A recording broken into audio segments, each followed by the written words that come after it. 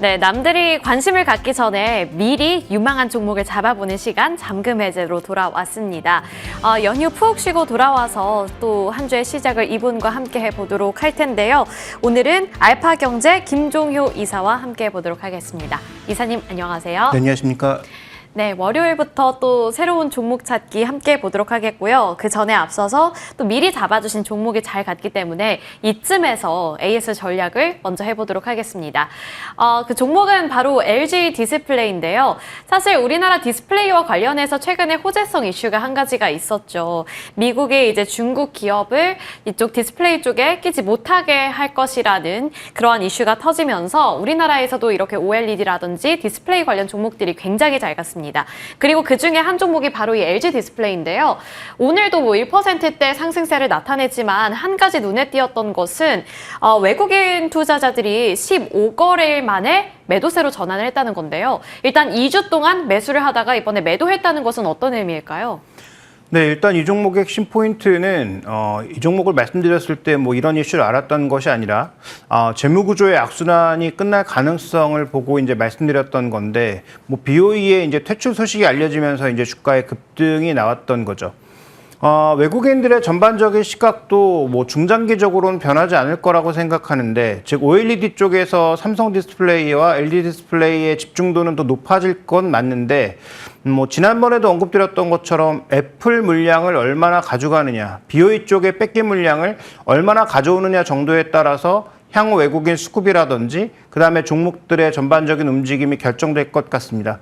뭐 이미 제가 생각한 목표가를 넘어섰다가 다시 이제 그 정도 수준으로 내려선 상황인데, 뭐 결론적으로 신규 매수는 뭐 쉽지 않지만 저는 OLED 쪽에 미국이 이렇게 BOE를 밀어내는 방향으로, 그것도 특허권과 관련된 부분으로 만약에 가게 된다면, 그러면 이것은 우리에겐 굉장히 긍정적인 요인으로 작용할 수 있고, 글로벌 시장에, 유럽 시장 같은 데도 동일한 그런 이 규정을 적용해 볼 수 있을 것 같아서 LG 디스플레이에 대해서는 조심스럽지만 여전히 뭐 비중 확대 의견, 다만 지금 현재 가격보다는 조금 더 변동성을 이용해서 사실 것을 말씀드리고 싶고, 그와 더불어서 덕산 네오룩스 같은 이 소재 관련주, 특히 삼성 디스플레이 쪽과 좀 더 연관되어 있는 소재 관련주에 대한 전반적인 관심도 이어가시는 게 좋을 것 같습니다. 여전히 관심은 좋다. 다만 그동안 좀 급하게 올랐으니까 조금 더 변동성이 나오고 눌림목이 나왔을 때 접근해보는 전략으로 가져가 보시길 바라겠습니다. 이렇게 AS 전략 마련해봤고요. 이제 또 새로운 종목을 함께 찾아볼 텐데 헤드라인 통해서 그 기회부터 알아보도록 하겠습니다. 최근에 핫하디 핫한 캐대헌 열풍. 이 열풍이 생각보다 오래 가서 많은 분들께서 좀 놀라신 것 같고, 이 여파로 엔터주들이 또 하반기에 주목을 받을 가능성이 높아진다라는 코멘트까지 들리다 보니 이 중에서 종목을 좀 잘 골라보고 싶다는 욕구가 생기기도 합니다. 엔터주, 그리고 이 캐대헌 열풍, 하반기 이 세 가지 키워드 어떻게 보실까요? 네, 일단 뭐 뉴스의 핵심 포인트는 캐대헌으로 인해서 K-팝이나 K-컬처가 더 주목받고 있다라는 점은 주지의 사실인데, 다만 이제 뭐 그 재주는 곰이 넘고 돈은 사람이 가져간다라는 것처럼 K-팝을 주제로 한 것이지만 실제로 가져가는 돈은 뭐 넷플릭스에서 다 가져간다라는 그런 아쉬움은 존재하죠. 다만 이것으로 인해서 K-팝에 대한 관심이 좀 더 높아진다든지, 이게 아이들 때문에 히트한 것이지만 아이들을 보면서 의외로 성인들도 K-팝이라고 하는 문화 속에, 또 서울이라고 하는 어떤 문화적 코드 속에 녹아있다는 점을 고려해보면 향후 확장성은 충분하다라는 것을 의미하고 있다, 이렇게 좀 보고 있습니다. 그래서 지금 당장 넷플릭스가 돈 벌어간다에 집중하시지 말고 K-팝과 K-컬처에 대한 전반적인 분위기가 좀 더 올라갈 수 있다는 쪽에 포커스를 둔다면, 그러면 관련된 종목군들 중에 여전히 밸류가 충분히 비싸지 않은 종목이 있다면 뭐 여전히 좀 관심이 필요하지 않을까 정도로 보고 있고요. 뭐 이 종목은 뭐 작년 10월부터 제가 계속 관심 있게 말씀드렸던 종목인데, 최근에 어떻게 보면 조금 이상할 정도로 좋은 실적에 비해서 주가가 안 움직이고 있기 때문에 뭐 JYP 엔터에 대해서 좀 살펴볼 필요가 있지 않나 이렇게 좀 보고 있습니다. 네, 지금 이 캐대헌이 흥행을 하게 되면서 딸려 나오는 부수적인 영향들이 상당히 긍정적일 것이라고 봐주셨는데 제가 어디서 봤는데 이제 4050 아저씨 세대도 이 캐대헌을 굉장히 좋아한다 이런 코멘트를 봤습니다. 그만큼 조금 더 앞으로의 영향에 대해서 기대감을 좀 걸어볼 수 있을 것 같고 종목 앞서서 좀 언급을 해주셨는데 JYP 엔터테인먼트를 주셨거든요. 두 가지 투자 포인트 짚어보면서 자세한 이야기 풀어나가 보겠습니다. 하반기 밸류에이션. 앞서서 말씀해주신 것처럼 JYP 엔터테인먼트 이번에 핵폭탄급 실적을 발표했잖아요. 근데 상반기 동안에 다른 엔터주들에 비해서는 좀 부진했거든요. 하반기에는 좀 주인공이 될 수 있을까요? 그러니까 작년에 MD로 인해서 실적이 예상보다 악화되면서 주가가 급락이 나왔고 뭐 그때 말씀드렸던 건 관련된 종목군들 중에 제일 밸류에이션이 좋다라고 해서 말씀드렸는데 네. 뭐 그때에 대비해서 주가가 뭐 이미 3배 이상 올라온 상황이지만 실적도 그에 맞게 올라오고 있기 때문에 뭐 지금 그렇게 크게 뭐 부담스러운 자리는 아니라고 보여집니다. 첫 번째 우리가 좀 주목해 봐야 되는 포인트는 결국은 두 가지 측면인데요.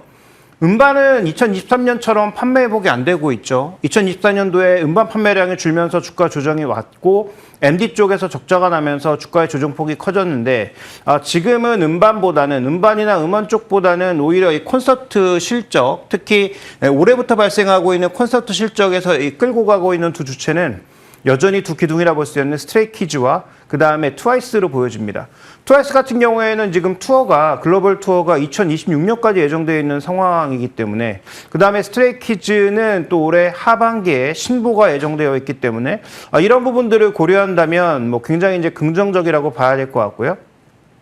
자, 2분기 어닝 서프라이즈의 또 하나의 포인트는 다음 이제 준비된 이 그림 보시면은 MD 쪽이 그동안 이게 오히려 적자였단 말이죠. 투자는 많이 했는데 성과가 나오지 않으면서 적자로 작용하는 그런 모습이었다가 이번 분기 때는 크게 이제 증가하는 모습 보여주고 있는데 지금 여러 회사들과 계속 협업하고 있잖아요. 특히 네. 이제 트와이스 같은 경우에는 뭐 산리오와 협업하고 있고 그 다음에 지금 뭐 스트레이키즈 같은 경우에도 뭐 다마고치와 협업을 통해서 MD 매출을 좀 늘릴 수 있는 그런 여러 가지 흐름들을 만들어 나가고 있다.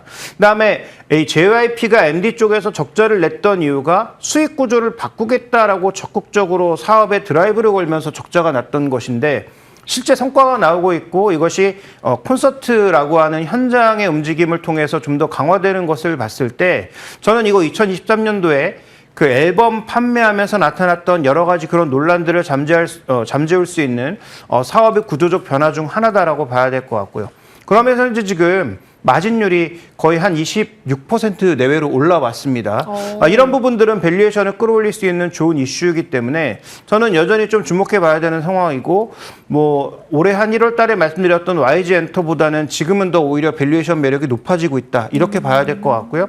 시총 1위인 하이브보다도 매력이 좀 더 있는 게 아닌가 이렇게 좀 봐야 될 것 같습니다. 그래요. 그동안 좀 상대적으로 주목을 못 받았던 만큼 이제 하반기에 이어서 앞으로는 다른 엔터사들에 비해서 조금 더 주목을 받을 가능성 유망하게 봐주셨습니다.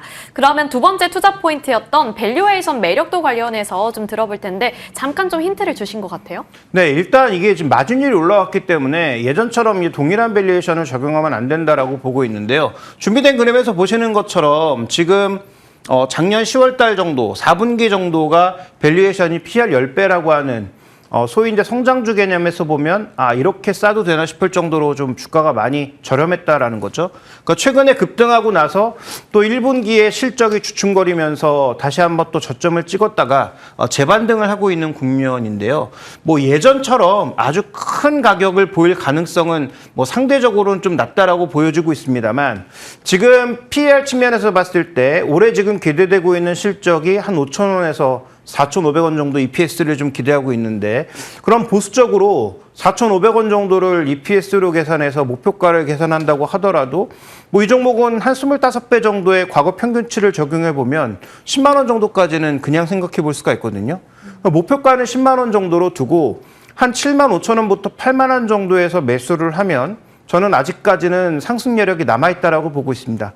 오히려 지금 PR 한 30배 정도를 넘어서고 있는 YG 엔터라든지 원래 시총 1위로서 밸류에이션이 높았던 하이브보다는 오히려 좀 매력적이라고 봐서 그다음에 추가적으로 상대적인 모멘텀이 적은 SM보다는 빅4 중에서는 여전히 JYP 엔터 정도가 매력도가 좀 남아있다라고 보고 있기 때문에 매수 가격은 그 정도로 보고 있고요.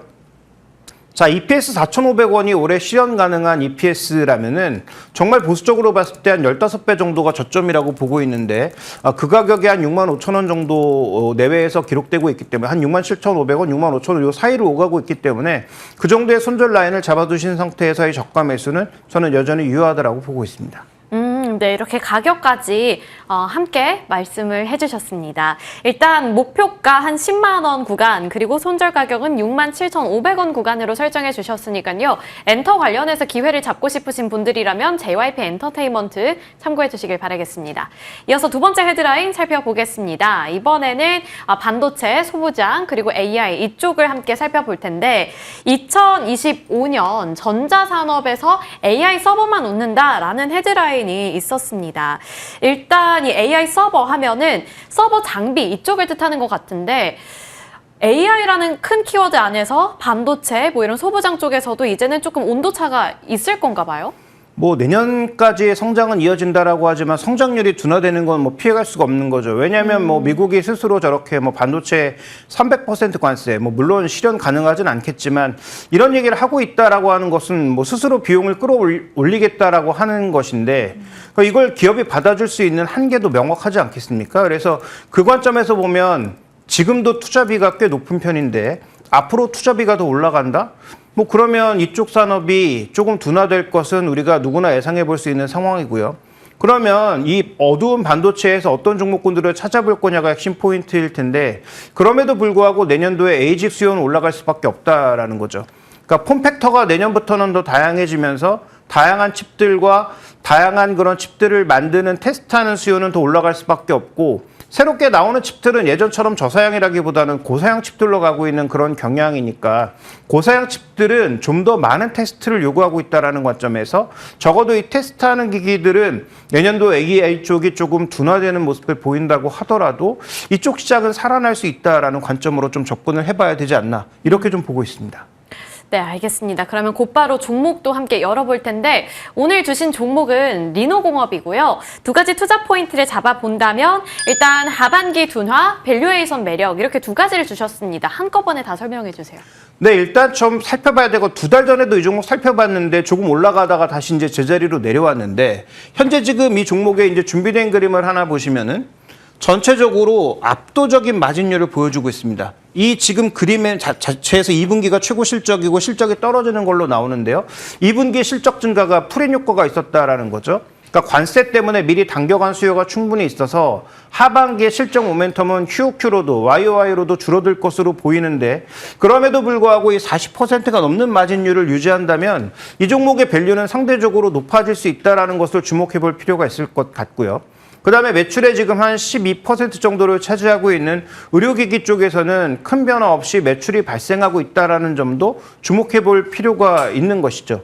그 다음에 이제 또 하나 우리가 살펴봐야 될 것은 내년도에 기대되고 있는 신규 공장과 관련된 기대감도 있다라고 본다면 현재 밸류가 이제 바닥을 찍고 다시 돌아서고 있는 국면인데 이 종목에 있어서는 좀 더 긍정적인 관점, 현재 그 높은 마진율을 기반으로 해서 저는 뭐 긍정적인 관점을 유지해도 된다라고 보고 있습니다. 그래서 가격 전략상 봤을 때는 저는 한 46,000원에서 한 48,000원 정도 사이에서 분할 매수를 하실 것을 조금 말씀드리고 싶고 목표 가격으로서는 여전히 2달 전에 지시했던 6만 원을 가져가고 싶은데요.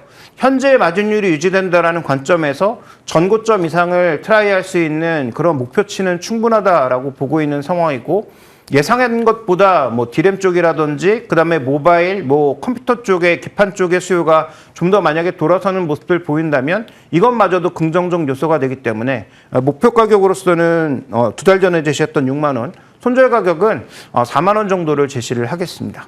네, 좋습니다. 이렇게 리노공업까지 챙겨가 주시길 바라겠고요. 저희 알파경제 김종유 이사님과는 여기서 마무리 지어보겠습니다. 오늘 말씀 고맙습니다.